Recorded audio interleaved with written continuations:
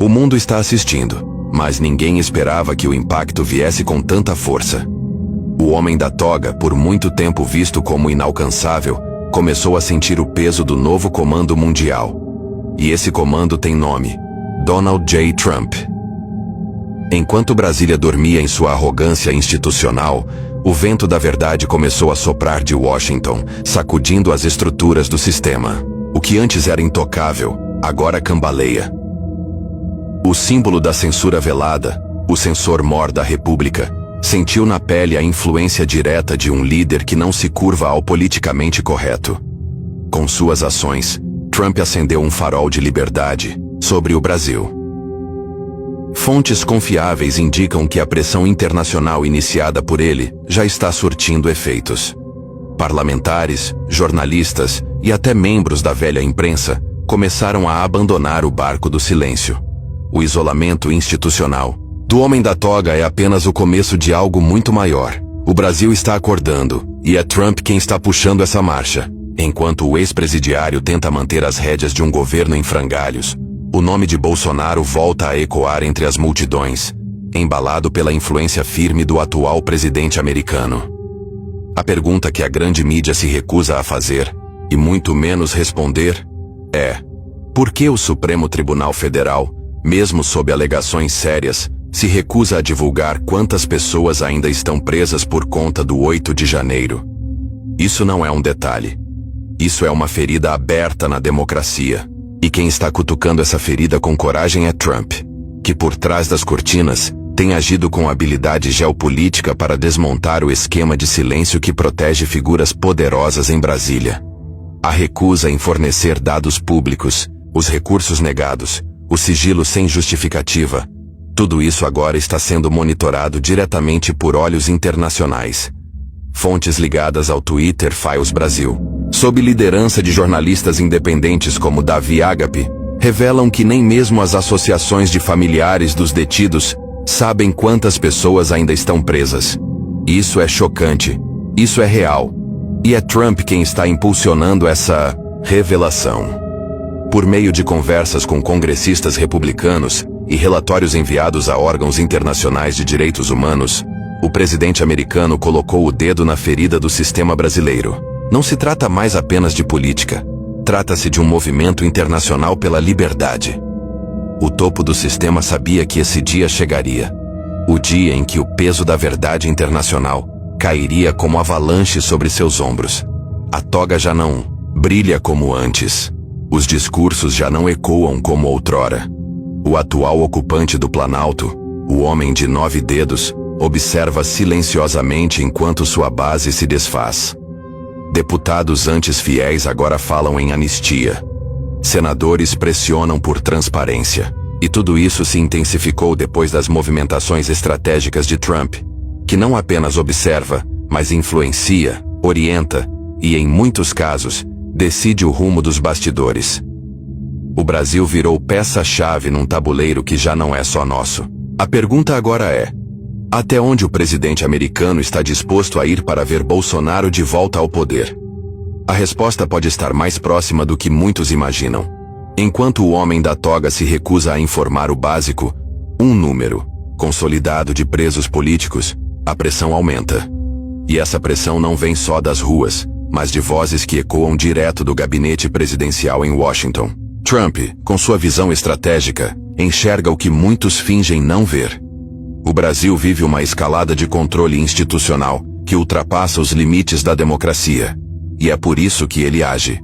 Com reuniões silenciosas, acordos diplomáticos e dossiês que não param de circular entre senadores e representantes do Congresso americano, a verdade está vindo à tona. E quando ela explode nos bastidores, nem mesmo a toga mais poderosa consegue esconder os estilhaços.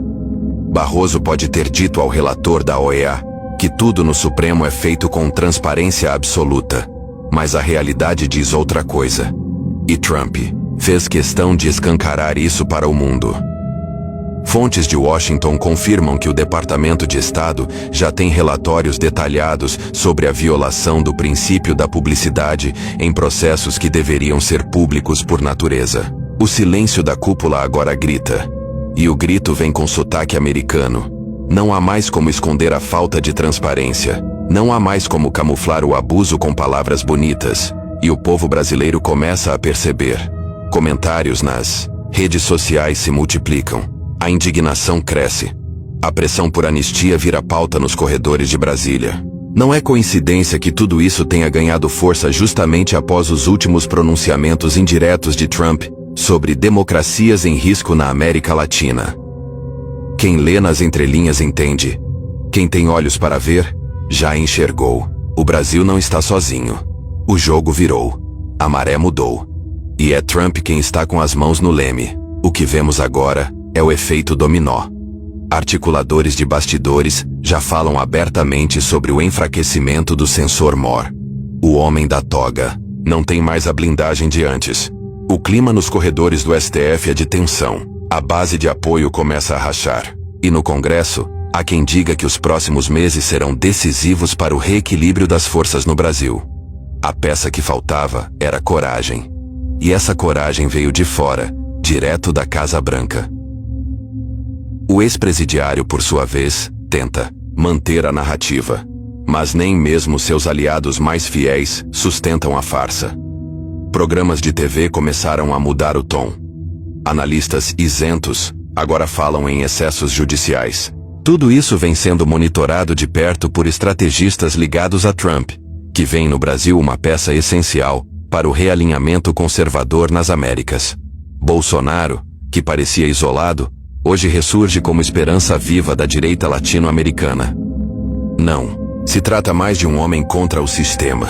Trata-se de dois gigantes, Bolsonaro e Trump, lado a lado, cada um em seu país, mas unidos por um propósito: restaurar a verdade, desmascarar os abusos e devolver ao povo aquilo que lhe foi tomado: a liberdade de saber a verdade.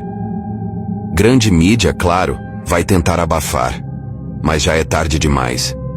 O povo acordou. A verdade vazou. E não há sigilo que impeça a justiça quando ela começa a se mover com força internacional. O STF está escondendo os dados sobre o 8 de janeiro e se recusa a dizer, até mesmo para a imprensa, quantas pessoas ainda seguem presas por conta do 8 de janeiro. Gente, eu fiquei totalmente estarrecido quando eu vi isso aqui, ó, no perfil do X, do Davi Agape, um dos jornalistas do Twitter Files Brasil. Olha aí. Quantos ainda estão presos pelo 8 de janeiro? Essa é uma pergunta simples, que nenhuma autoridade responde. STF, MPF e Polícia Federal se recusam a divulgar, amparando-se em sigilos que violam a lei de acesso à informação.